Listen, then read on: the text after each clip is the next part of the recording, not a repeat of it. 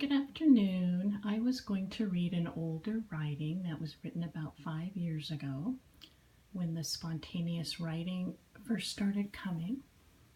And this one is called A Town Called Is.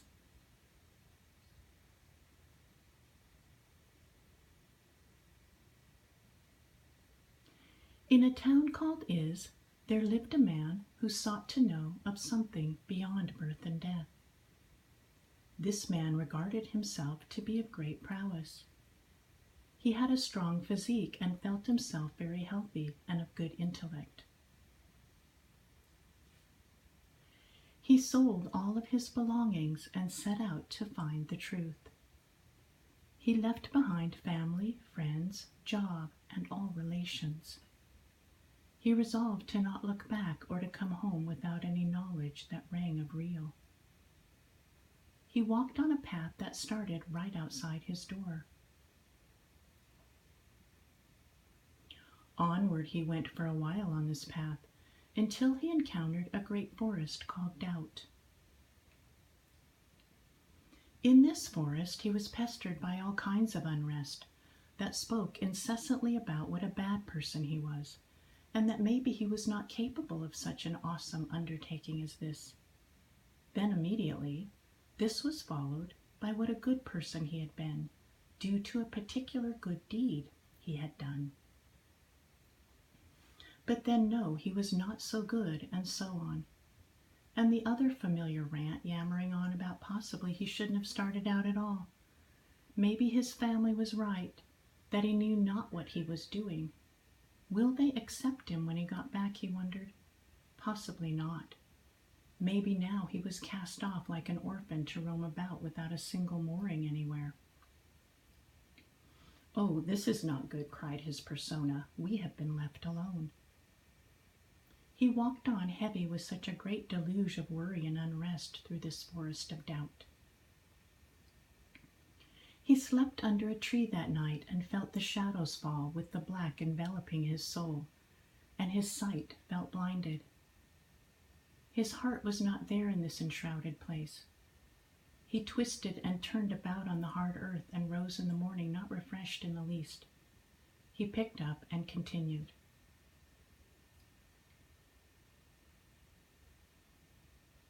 Eventually he came across a man wandering in the forest looking very ordinary in his way. He cast a quick look at him, and he felt a bit free with his glance. The man smiled an easy smile, and the seeker, very weary, said, "Friend, I am in search of that which lies beyond birth and death. Do you know of this place?"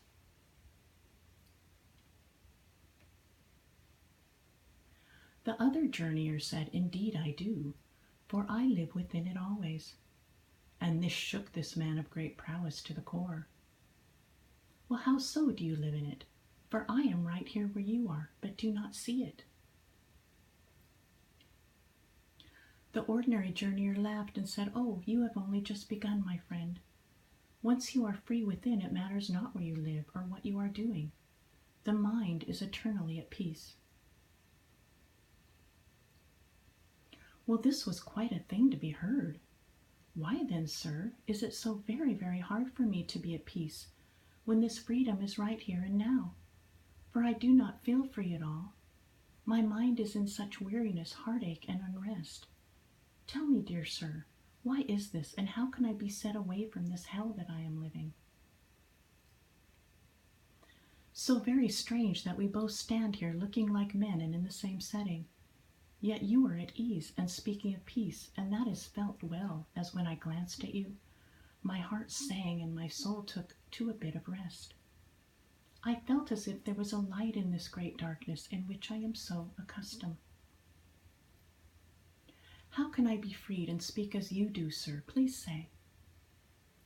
Stillness pervaded that gentle being as he spoke in his clear voice to say, "All beings are eternally free in the heart, my dear seeker. Now it is not seen due to your false identification with the body and mental waves that rise and fall. Within these waves there is no constancy or anything that can be found that is lasting.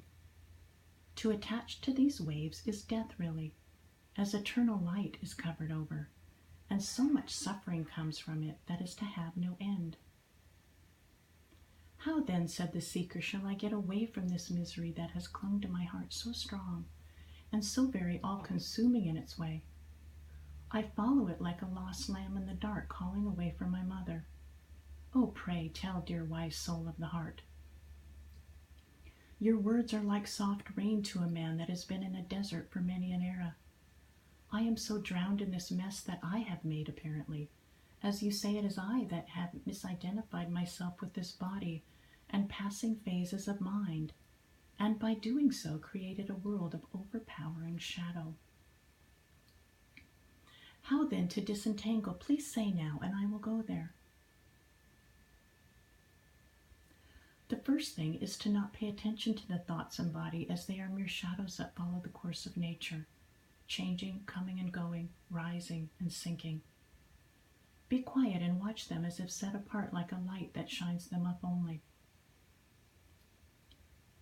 My master told me to stay well away from the body and mind, as if like an outcast that is to not be touched. This was very hard at first, for the being had been so soaked in this field of thinking, I am the body and mind, and it takes on a life of its own.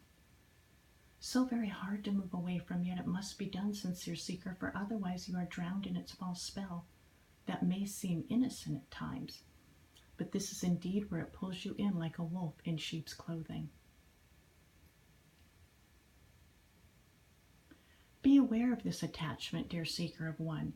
Next, be honest always and forthright in character, true in all your dealings and ways in the world.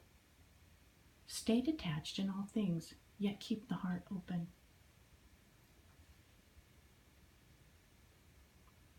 Also, here is a mantra to say that points to the one reality, Brahman. Say it with devotion and great care. This will aid to dissolve the mind into the one reality that is eternal. Though you do not know of this one heart, yet, friend, say the mantra like you believe in it, and feel it in you and all about. Do not say it as mere rote, or this energy will waste away and only lead to empty repetition. Rest in the heart and have faith in the one, for it lies within yourself and nowhere else. Do not be afraid to be alone, for this is the best way. Dear one, seek good company, and if that is not there, nature is your companion, and it will never, ever put you out.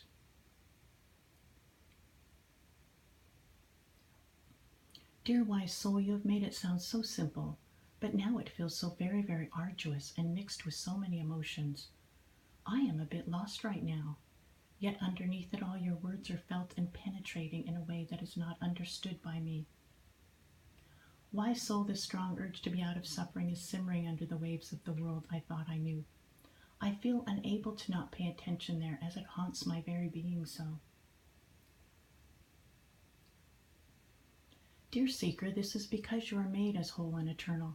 The disharmony within is telling that you are not right in identifying yourself with the false.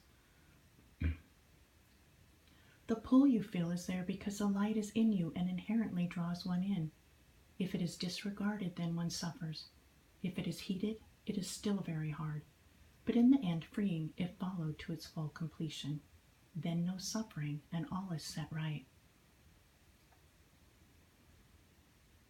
Hardy journeyer, you must have great strength and courage now, not strength of body, but of soul and heart. This is not something that can be built like muscles. It is more a breaking down of the barriers that have been held up to hide from pure life. This is what true courage is, friend. Yes, wise guide, how opposite this is than what I thought before. For I felt I must struggle with these waves and push them aside or down to win over. Now what you say, in a way, I have no power at all, and what is asked now is to give over what was known as my power to the greater intelligence that is not of my personal world. Oh, I am really nothing, it feels. How very deflating to a man that is built on body and mental intellect. What a hard blow to this me. Yet I see you here, wise light, looking so much of a whole being and in fine form and frame, free as you say, and I do feel you are true in my being. Oh my, this is not easy, precious guide. No, it is not, said the guide, but this attachment and hearty ego you speak of is not your friend. It is false and unreal, so as to keep you captive in a haunting world of separation. Well, dear seeker, you can always stay there where you are at.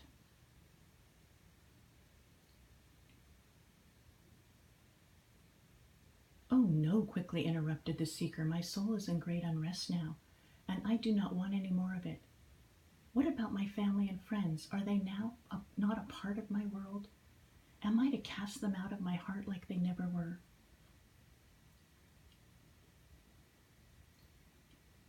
Spoke the guide. The Bible says one must turn away from the world, which includes family and friends. One must detach from that life within themselves, for it keeps the soul bound to body and mind. Though this has been the way of all those within monastic life, it does not mean one needs to hide away from the world, but to let go of all inner attachments. The Bible says, follow me. Follow the truth no matter what it calls for. One is not saying that responsibilities are to be cast aside when in the thick of it. If you have put into motion a family with young children still needing to be reared, then one finishes this job, and then it is up to the soul where to take the journey from there.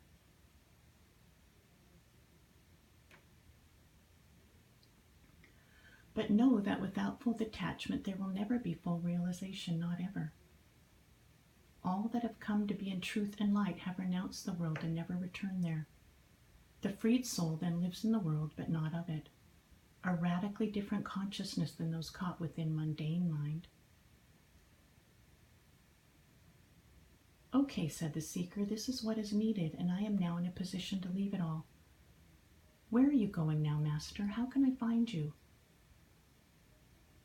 I cannot say where I will land, dear wanderer of the way, but you have what is needed to complete, and now my heart is bound to yours in sincerity, light, and love, as we are the same truth within. You will travel through many different countries. Some will ring of great unrest, and some of divine light. Keep going, precious seeker, until all thoughts are cleared and only the non-dual one remains. You will know it undoubtedly when it is uncovered. The last stop, however, is the town of death. Oh my, shuddered the seeker, how horrid that sounds. The wise soul laughed greatly and said, do not be afraid. And then he took to his feet and left. The man in search of light looked about and took a deep breath of release. He felt quite a bit sturdier within as he knew that his call to freedom was true and held great value. His reminiscing for the life he left behind continued to rise and fall like waves. Sometimes it was all consuming, sometimes like a soft glow in the background. Doubt still haunted and pestered, angel and devil voices chimed in. Random, senseless thoughts continued to rise and fall. But he continued to ponder this surrender thing and detach from the body and use the mantra in devotion and love. He journeyed on for so many, many days, it seemed like, as a one shorn of his homeland, and like a one that knew not where he belonged, as his life up before seemed so very distant, like a dream in the mist. He set it aside like he was told and slept in the open air, breathing the smell of the earth, listening to the rustling of creatures and watching the shadows fall. Onward he went. His heart was light some days and ridden with haunting shadows and doubts other days. He returned always to the mantra, drinking in its vibration and watching the glory of nature's wonders, so very welcoming and open like a sweet fragrance of God's creation. It felt unreal to him at times, this beautiful gift of nature. The blossoming wonders, rich greens and sweet earthy smells, fresh from rain or warm with sunlight. He was lost there sometimes, and then back came mind again. Then he came to a valley called Expanse. This looks nice, he thought. Things felt a bit easier and restful. Thoughts were there, but did not feel so pressing down and haunting, kind of like riding a wave easily, rather than the heavy current of mind constantly pushing against the being so as to say, look at me, listen to me. He breathed a bit easier and sat in happiness that was very restful. So simple, he thought, this beautiful moment. Still, there was unrest looming underneath, like a bobbing thing that went under and rose up again when the conditions were ripe. On and on like this he went.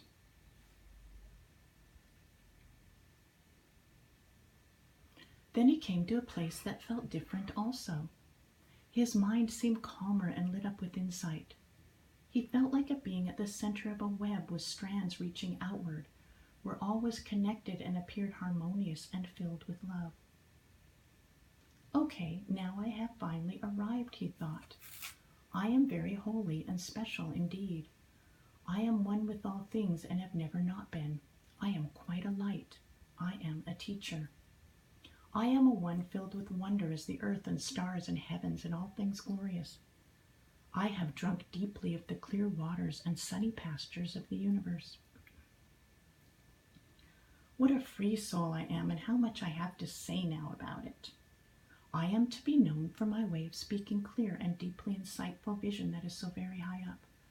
Look at me now, such a treasure trove of wisdom. He felt he had arrived and continued to reflect on all that he had gained and suffered, and just how amazing of a soul and seeker he was, and just how much others would see this too. He sat in this way for oh so long, friends, very reluctant to leave this land of ego pleasure.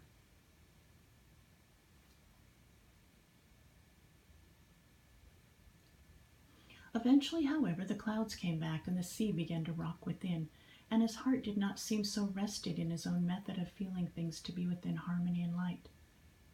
Fortunately, in the depths of this view he was swept up by, a kernel of sense remained to see that he had not paid attention at all to his guide's wise words, that said, one is not done until all thoughts are gone, and the last town is the town of death.